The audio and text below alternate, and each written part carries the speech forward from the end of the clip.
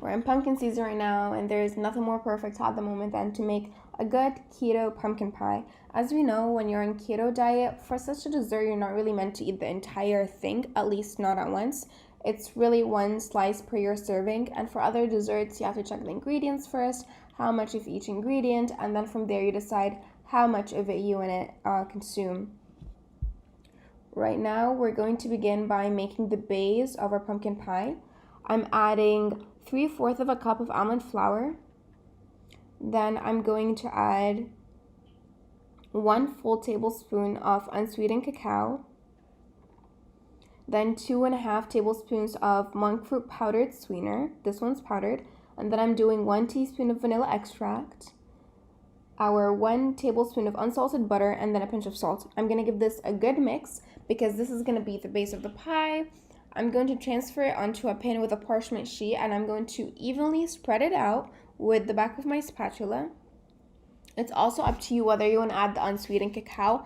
I like the flavor in my dessert, so I added it, and it's totally up to you whether you want to add it. We're going to bake this under a 350 Fahrenheit degrees oven for 10 to 12 minutes, and then I'm going to head to making my pumpkin pie batter. Now I have my small to medium-sized pumpkin.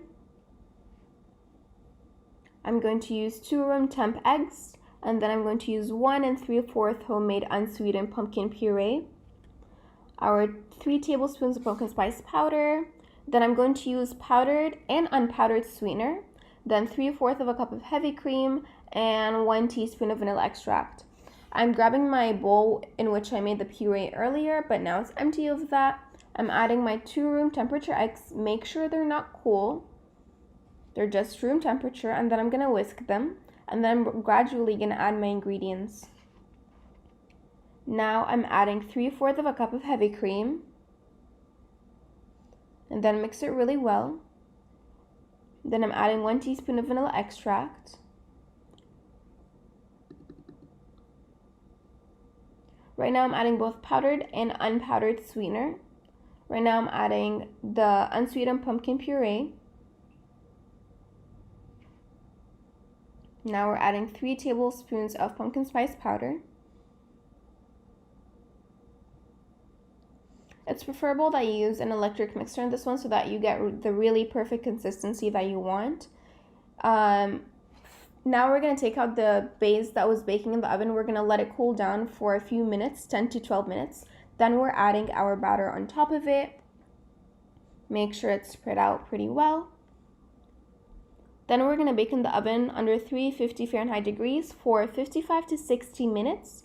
Then when that's done, we're going to leave it in the oven turned off for another 7 to 10 minutes, but make sure to open the door, but the oven's going to be off. Then we're going to take it out, leave it for an hour to cool down on the side. Then we're going to leave in the fridge for around 3 hours to chill, and then it's going to be ready to serve. You can also prepare some homemade heavy cream and put on top. Enjoy.